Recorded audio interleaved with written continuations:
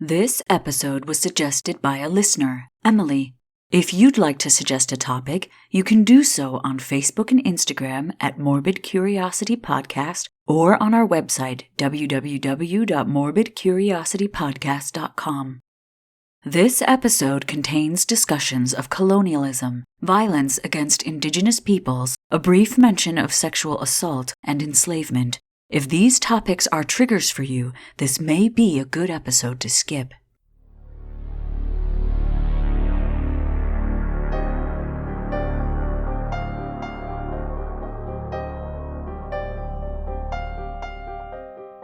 Humans are fascinated by gore and violence, but even more so the mysterious and unsolved. Interest in these disturbing and unpleasant subjects is called morbid curiosity, and it has gripped millions of people throughout the ages. I am one of those people. My name is Hallie, and this is the Morbid Curiosity Podcast.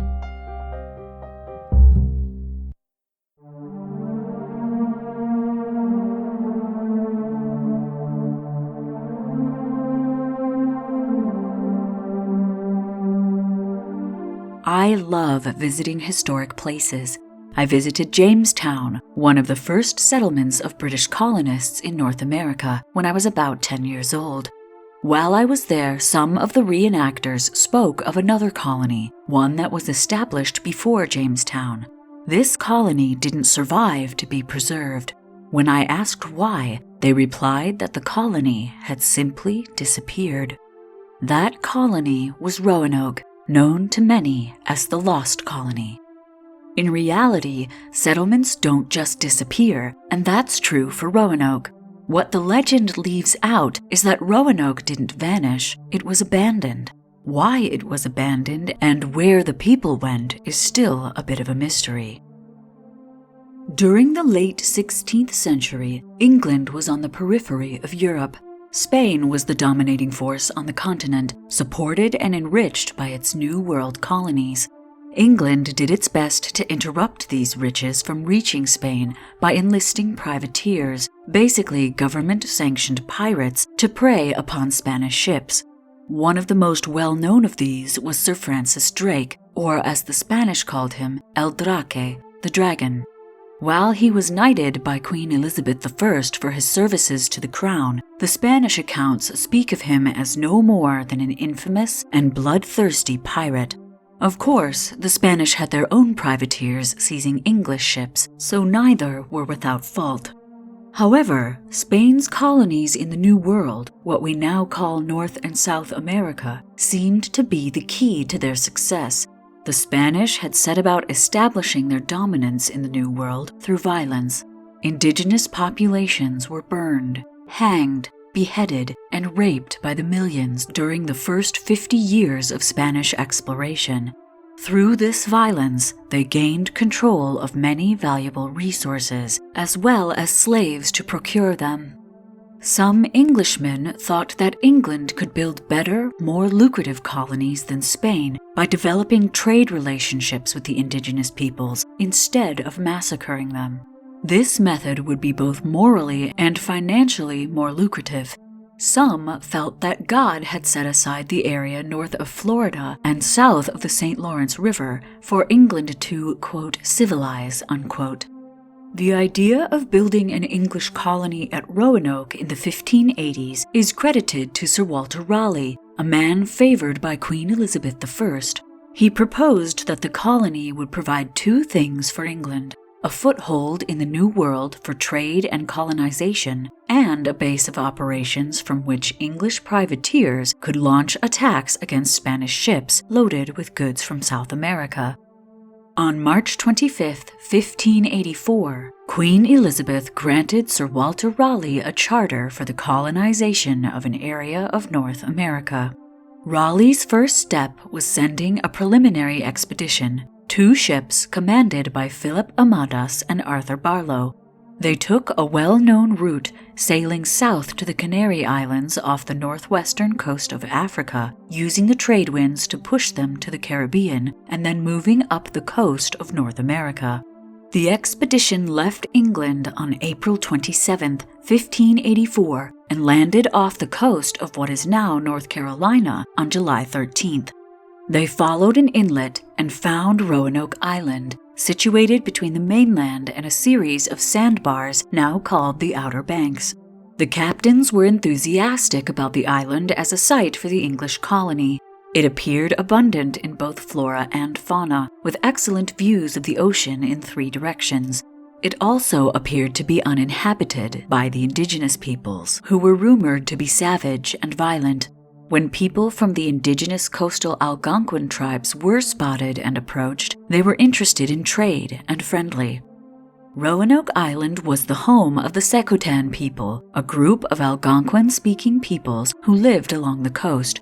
Their chief was Wingina, but he had been injured in a recent war with another tribe, so his brother, Gran Ganimeo, represented the Secotan with the colonists. Another local indigenous group were the Croatoan, who were either allies of the Secotan or a smaller branch of the Secotan group. They lived in similar areas as the Secotan, including Hatteras Island to the south. Barlow and Amadas returned to England at the end of 1584, bringing 2 indigenous men with them, Juan Chase, a Secotan man, and Manteo, a Croatoan chief. They were the first Native Americans to visit England and lived there for about a year. Barlow and Amadas, with support from Juan Chase and Manteo, sold Roanoke as the perfect place to build a colony. In the end, Queen Elizabeth backed the venture, knighting Raleigh and allowing the new territory to be named Virginia in her honor. She also gave the venture financial backing and a ship called the Tiger. On April 9, 1585, the second expedition to Roanoke was launched, this time with far greater ambitions. There were 5 large ships and 2 smaller ships with a crew consisting of 3 leaders and 600 men, with plans for 100 of them to remain at Roanoke. Raleigh, being the Queen's favorite, was refused permission to leave her side, and instead, Raleigh's cousin, Sir Richard Grenville, headed the colonization effort. Grenville was not an experienced sailor or colonizer, and his role in the expedition was due more to his social standing than anything else. Grenville's second-in-command was Thomas Cavendish, a younger man who would later circumnavigate the whole globe. The third corner of the leadership triangle was Ralph Lane, who was to be the first governor of Roanoke. Along the way, the ships engaged in privateering activities. Though the sailors gained a lot of wealth this way, the colonists lost valuable time in which to set up their colony and prepare for winter. There were mumblings of mutiny among the 3 leaders, Lane being the most vocal about the loss of time. Lane even described Grenville as a tyrant. Finally, on June 26th, the fleet of ships arrived at the Outer Banks. It was immediately obvious that the place was not the Eden that had been described. As soon as they made it to shore, the 2 indigenous men fled into the trees. They would later return and aid the colonists as best they could. Roanoke Island was surrounded by shallow sounds, making it impossible for larger ships to anchor within the protective Outer Banks. The colonists discovered this firsthand when the Tiger ran aground and almost sank while attempting to anchor. They were able to save the ship, but lost most of the food and supplies meant to support the colonists. Because of this, Grenville changed his original plan of using Roanoke as a privateering base. Instead of wintering at Roanoke, the fleet would sail back to England and return the following year. The colonists set about constructing a village using a common English site plan called a bawn village. This site included a main building enclosed within a fort. The colonists' homes were then built outside the fort. Each night, the livestock would be driven inside the fort for protection in case of attack from the Spanish or the indigenous peoples. The fort was big enough for all the colonists and livestock to fit inside. By the time the village was set up, it was the end of August. The colonists knew they must treat the indigenous peoples well. Their survival depended on a good trade relationship.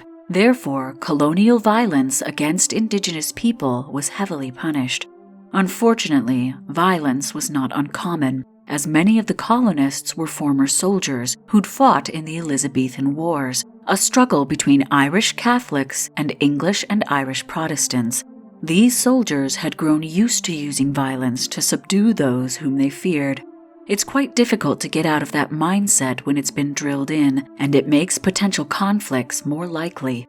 At one point, Grenville stated that a silver cup had been stolen by an indigenous man and ordered his men to retrieve it. When it was not found, probably because it was never stolen, Grenville had his men burn the man's whole village to the ground. He believed that the English must respond to any transgressions by the indigenous peoples with overwhelming force in order to broadcast the strength of the English. All it did was break down trade relations for the colonists.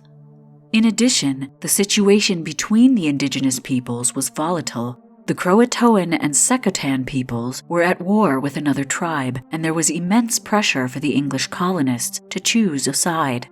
This was the state of things when Grenville sailed back to England with his fleet at the end of August. When Grenville returned to England, he dispelled the idea that Roanoke was a paradise. He brought some plants back as evidence of land fertility, but emphasized the lack of safe harbors.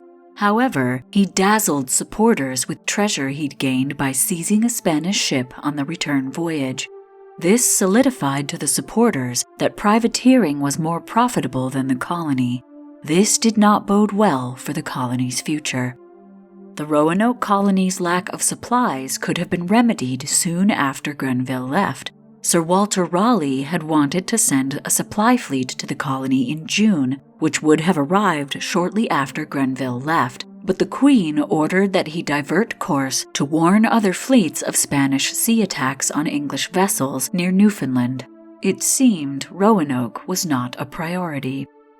In Grenville's absence, the colony avoided any conflict with the indigenous peoples until spring, even re-establishing friendly trade. At first, the Secotan valued the colony as it brought them new and interesting items to trade with the surrounding tribes, raising their own status in the region. But as the year went on, the colony depended on them more and more, becoming a drain on their resources. With the death of Gran Gunny Mayo, their long-standing supporter, the relationship soured. Gran Gunny Mayo's brother, Wingina, secretly took up a war name, Pemisipan, in preparation for conflict with the English colonists. Governor Lane felt the strain and sought desperately to find another tribe to aid them. The colonists planned to meet the chief of the nearby Roanoke tribe, a man named Menatonon. Pemisipan tried to sabotage the meeting by informing the English that the Roanoke planned to attack them. The colonists therefore went for a surprise attack, capturing Menatonon. They held him for 2 days before a settlement was reached. Menatonon cooperated with Lane and told him of the resources in the surrounding area. The chief was then traded for his son to make sure he continued to cooperate. Lane was particularly interested in finding a new site for the colony. He wanted a spot where the colony could still trade with familiar tribes, but far enough away and well supplied enough that they didn't have to rely on them. Menatonon also revealed the location of several copper mines to the west. He also revealed that Pemisipan had tried to sabotage the English's plans. Lane and a group of colonists headed for the mines. They believed that by finding copper or possibly gold, they could enrich the colony and impress their supporters back in England. Taking 2 boats and 40 men, Lane left the colony, relying on the Roanoke to keep them all fed. When Pemisipan learned of the expedition, he sent messengers to tell the Roanoke guides that the English planned to betray them. Because of this, the villages along the route to the mines were evacuated and all the food and supplies removed, leaving the English with no food source whatsoever. Lane and his men took a vote: head back to the colony or continue to the mines. They chose to continue, but soon turned back, fearing starvation and attack from the local tribes. Pemisipan was surprised to learn they'd survived. He resolved to slowly starve them out by cutting off their supplies. The colonists responded by breaking into groups and farming the land as best they could. Pemmisapan decided to be more direct and formed a large military force to capture and execute Lane. Menatonan's son, Skiko, liked Lane and warned him of the attack. The colonists countered by attacking a small group of Secotan that stayed near the colony at night. The next morning, a group of colonists went to confront Pemmisapan. Pemmisapan escaped but was discovered and beheaded later that day. A week after the beheading, an English fleet commanded by Sir Francis Drake arrived on the shores of the island. They had been at sea for almost a year, attacking Spanish settlements and ships in the Western Hemisphere. Being an unsuitable harbor for privateering, the colony was of little use to Drake. However, he still offered to help the colony. They had a choice: to take on supplies or return to England with Drake. Lane chose option 1. Drake gave the colony a ship, 6 small boats, and enough food for 4 months. However, on June 13th, a storm hit and all the supplies were dragged out to sea. Instead of returning, the crew of the supply ship decided to sail back to England, leaving the colonists in the same dire situation as before. Defeated, Lane begged Drake to take them back to England. They left so quickly that 3 of the colonists who were scouting inland were left behind, as well as many Spanish slaves taken during Drake's privateering activities. Montejo and Wincheza both returned with them, though only Montejo really seemed interested in working with the English. When Grenville returned with his supply ships shortly after the colonists left, he criticized Lane's resolve. Instead of abandoning the colony, he left 15 men along with artillery and enough food to last them a year. He then sailed back to England, planning to return with more supplies as soon as he could. This was the end of the second expedition to Roanoke and the first attempt at a colony. The third expedition to Roanoke left England in 1587. The supporters of the venture were no longer enthusiastic, but it proceeded anyway. This expedition was headed by John White, who had been part of the second expedition. White chose to bring people he believed would help the colony succeed. Instead of soldiers, he brought families, married couples, and fathers and sons. Overall, there were 9 children and 17 women in a group of 110 settlers. They set out in the spring and arrived on July 22nd. Montejo also returned to Roanoke with the expedition. He had learned English, converted to Christianity, and worked as a translator and guide for the colonists. He also mediated between the English and the Croatoan people. He would constantly be caught between both sides and was looked on with suspicion by the Croatoans.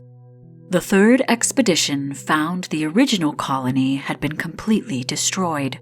The only physical sign of the men Grenville had left behind was a single skeleton.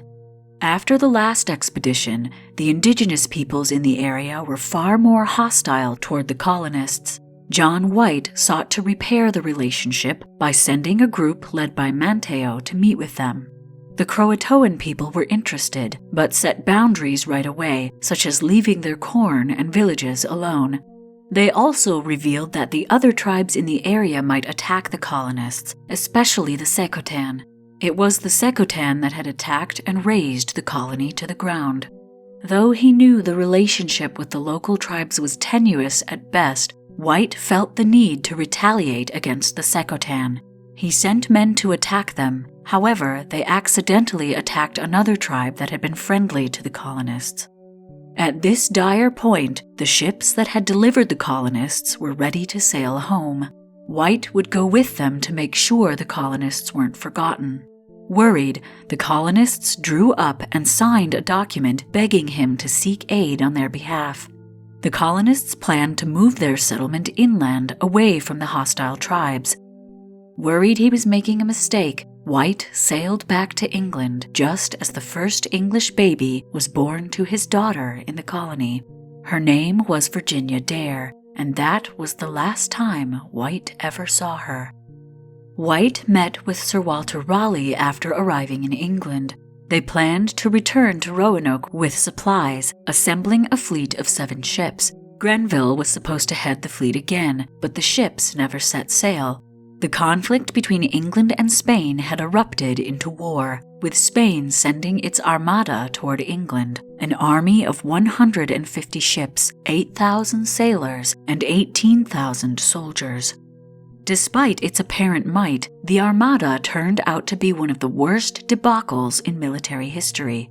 It was defeated swiftly by the English and then decimated by storms.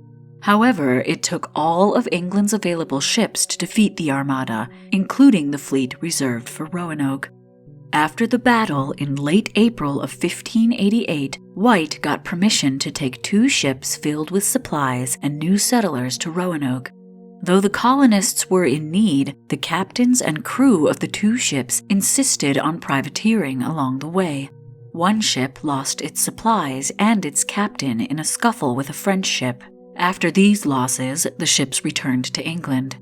2 weeks later, another ship set sail for Roanoke, but also had to return due to similar circumstances. White lamented the inability to resupply the Roanoke colony and continued to try to find a fleet that would help.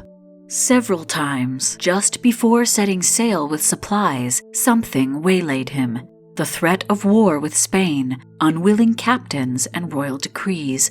Finally, White set sail with John Watts, a privateer and merchant with 3 ships. Watts refused to carry supplies for the colony, but agreed to deliver White there. At a loss of what else he could do, White agreed. Perhaps he could bring the colonists back if they'd fallen on hard times. Once again, the journey was interrupted by privateering efforts. It wasn't until August of 1590 that White made it to the coast of North America. When he finally made it to the colony of Roanoke, he found it completely abandoned. The houses had mostly been dismantled, and there were no signs of livestock or people. 2 graves seemed to be all that was left. At first, White was not surprised. After all, he and the colonists had discussed leaving the site and setting up a new settlement on the mainland. The colonists had worked out signals to communicate their decisions before White left. For example, if they left due to an attack, they were to carve a Maltese cross over their doorposts to signal distress. If they left to settle elsewhere, they were to carve the name of the area they planned to go to. White found the letters CRO carved into a tree. After a thorough search, he found the word Croatoan carved into the entrance posts of the colony. Primary sources, including an account written by White himself, suggest White knew this was part of the code that had been agreed upon before he left. He described his joy, assuming from the message that the colonists had gone to the villages of the Croatoan people, Manteo's people, who lived on what is now Hatteras Island. He and the crew boarded the ship to sail toward the village, but were waylaid by storms. The crew decided to go back to the West Indies to make repairs and return in the spring. The ships ended up returning all the way to England instead. In the end, White was not able to search for the colonists at all. In fact, he gave up trying to return to Roanoke completely. The colonists were never seen again by Europeans. The Virginia Company founded Jamestown in 1607, just southwest of modern Williamsburg, Virginia. The Jamestown colonists were told stories by the local indigenous tribes of white people living with the tribes along the Chesapeake Bay. Captain John Smith himself was told that they had seen, quote, people like them, end quote, or light-skinned people. Smith believed they might have been the colonists of Roanoke. The Jamestown leaders sent 2 expeditions in search of the colonists of Roanoke, but by late 1608, it was thought the colonists had been killed by Chief Powhatan, the great leader of the tribes in the area. Samuel Purchas, an English chronicler, wrote that Powhatan had confessed to killing the Roanoke settlers, but that some had survived and escaped. The Virginia Company ordered a search for the survivors. However, the colonists of Jamestown never went looking for them, having their own colonial issues to deal with. So what happened to the settlers of Roanoke? Did they make a new home elsewhere? Were they killed off? Many theories have sprung up surrounding the fate of the colonists, both logical and outlandish. But before we get into these, an ad must play. If these ads annoy you, you can get ad-free episodes by joining the MCP Patreon community for as little as $2 a month. Just go to bit.ly/morbidpatron. That's bit.ly/morbidpatron to join.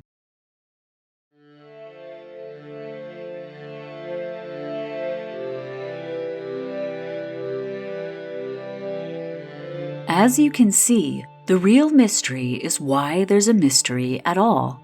John White wasn't disturbed by the abandonment of the colony. He expected a code word, and there was one. The code word was Croatoan, indicating that the colonists had gone to live with the Croatoan people on Hatteras Island. However, as he wasn't able to confirm this, and neither was anyone else, people then and now assumed the worst. More recently, people suspect something supernatural. Alien abduction, attacks by wendigos or skinwalkers or even sea monsters have all been suggested. The first known use of the phrase "the lost colony" in reference to the 1587 Roanoke settlement was in an 1837 historical romance novel by Eliza Lanesford Cushing called Virginia Dare, or The Lost Colony. This is one of the earliest instances of romanticizing an adult version of Virginia Dare, the first English child born in America. Unfortunately, in the 19th and early 20th century, her popularity and that of the Roanoke colony mystery coincided with a rise in racism against non-white peoples. Both the colony and the adult Virginia character became symbols of white nationalism. There is still some lingering racist sentiment associated with the name Virginia Dare. The word Croatoan has also developed negative connotations, but of a supernatural nature. It's become associated with demons and demonic activity, mostly thanks to Harlan Ellison's 1975 short story, Croatoan, and Stephen King's 1999 television miniseries, Storm of the Century. Croatoan also appears in the 2005 television series Supernatural and Vampire Diaries as the name of demons and monsters. Stories of other strange disappearances grew up around the word as well.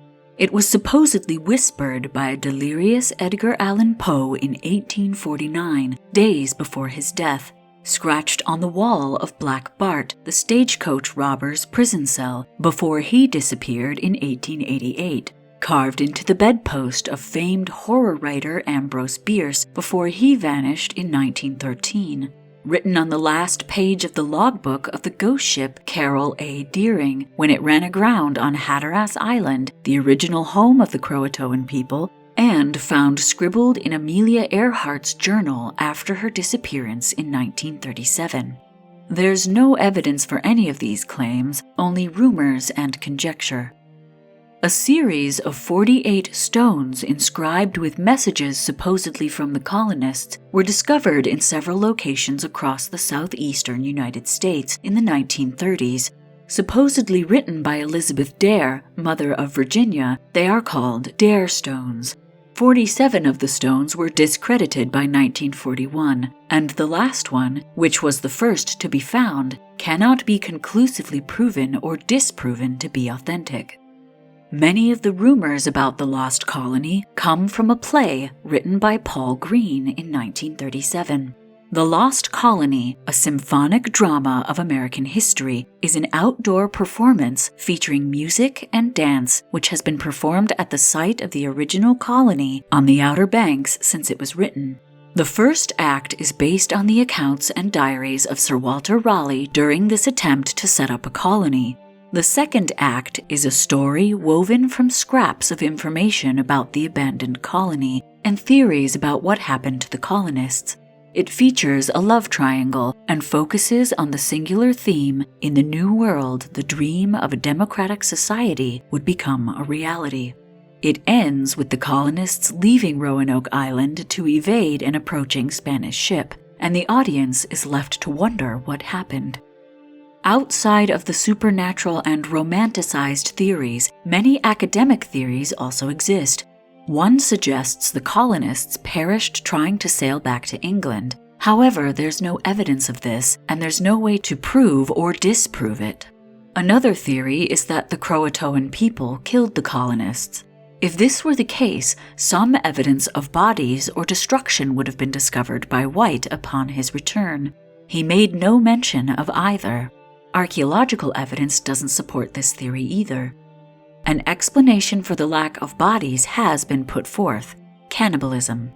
When evidence for cannibalistic activity was uncovered by archaeologists at Jamestown, people wondered if it had also occurred at Roanoke. However, cannibalism leaves evidence behind, as was the case at Jamestown, and there isn't any of this evidence in the archaeology of Roanoke.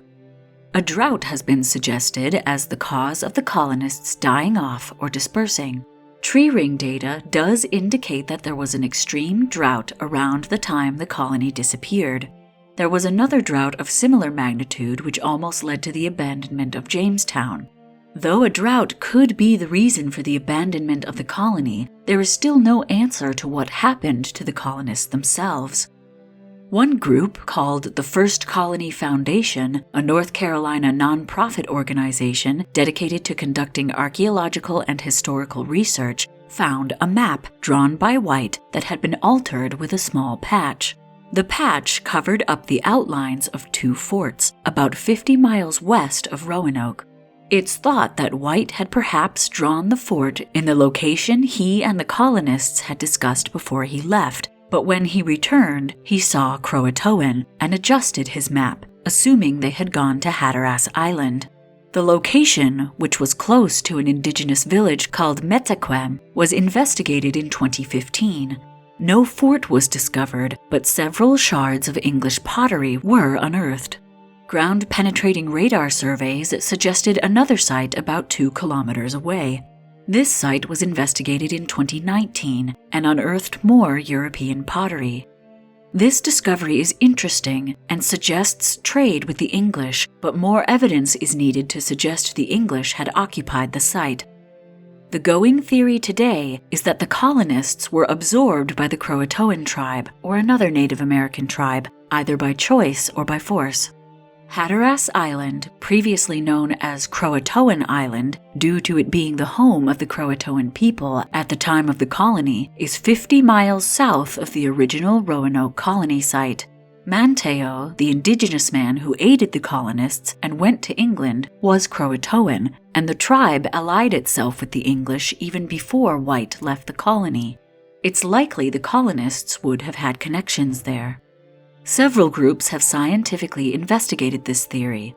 East Carolina University's Croatoan Project conducts archaeological investigations in the areas the Croatoan people once inhabited. Their excavations have uncovered several supportive finds: a gold piece, a 16th century signet ring, possibly with the crest of the Kendall family, gunflints, and several copper coins. A Master Kendall did visit Roanoke with Lane during the first expedition. If the ring was Kendall's, it's physical evidence of a connection between the Roanoke colonists and the indigenous people of Hatteras Island. The actual site of the original colony of Roanoke, however, is extremely deficient in archaeological evidence of any sort of colony. This is thought to be due to shore erosion. It's possible evidence of dwellings may be hidden underwater along with any artifacts. Funding, which is always an issue in archaeology, is currently being sought to investigate further.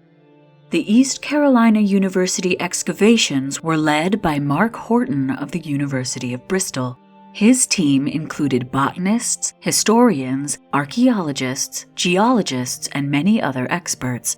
Based on the historic documentation and the archaeological evidence, Horton theorizes that the colonists went to Hatteras Island. The archaeological evidence is still forthcoming, but Horton is confident it will prove that the colonists moved in with their indigenous neighbors and didn't disappear, but assimilated and mixed with the Croatoan tribe. So far, he has uncovered thousands of artifacts that suggest a blending of English and indigenous cultures. These items include the hilt of a rapier, a sword used around the time of the colony, 16th century gun hardware used as a tree tap, earrings used as fishhooks, and a fragment of a slate writing tablet. Skeletons have also been unearthed, but these have been left in place out of respect for the First Nations tribes they likely belong to. Scott Dawson, founder of the Croatoan Archaeological Society, also believes the colonists went to Hatteras Island with the Croatoan people. He stated in his book, The Lost Colony and Hatteras Island, that it was never a mystery and only became one thanks to misinterpretations of historic documents and the popularity of Paul Green's play. Dawson looks to reports from Jamestown to support the argument for integration. A century after the colony was abandoned, John Lawson, an explorer, found indigenous peoples in the area with blue eyes and elders who recounted that they had had ancestors who could, quote, speak from a book, end quote. Further investigation into this hypothesis is ongoing in the form of the Lost Colony DNA Project. The Discovery Channel took an interest and made a documentary about the research. The findings of this project are so far inconclusive. Anthropologist Lee Miller stated in her book, Roanoke, Solving the Mystery of the Lost Colony, that the colonists moved west into the interior but wandered straight into a conflict between indigenous nations. Some were probably killed, but many were likely taken as slaves and dispersed throughout Carolina by trade. This would have also led to integration with the indigenous peoples and may not have left much archaeological evidence. It's also possible that a combination of these scenarios took place, with some colonists going west and others moving to Hatteras Island. We may never know for sure. This subject captivates authors and audiences alike, but the colony was never lost. It was abandoned. And the reasons, according to the historical record, are likely practical. That being said, it's still fun to imagine what might have happened. The answers have been lost with the colonists, obscured by time and embellishment, and that is why the colony of Roanoke sparks our curiosity.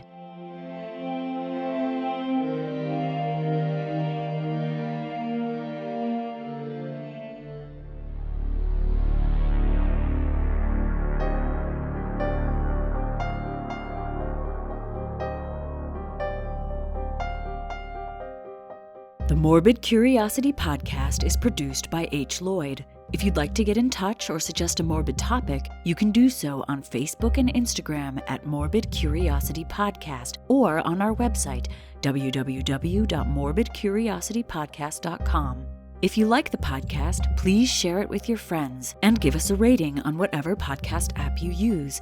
This helps the MCP reach new listeners and expand this wonderfully creepy community. Thank you to everyone who has already done so. Because of you, the listeners, our creepy community is growing strong. The MCP has joined the Straight Up Strange podcast network, which hosts true crime, paranormal, history, science, folklore, and other enigmatic podcasts. Nothing is off limits when you enter the world of Straight Up Strange. The MCP is also part of the Belfry Podcast Network, a haven for goth culture featuring podcasts, blogs, and videos, all catering to the darker side of life. If you'd like to support the MCP, you can give one-time donations on our website and our Ko-fi page. Also on our website are links to all our social media, a full list of episodes, links to our merch, and our mailing list. We also have an Amazon wish list at bit.ly/morbidwishlist. That's bit.ly/morbidwishlist. Any purchases from this list are greatly appreciated. We are eternally grateful for your support. My name is Hallie, and until next time, thanks for listening.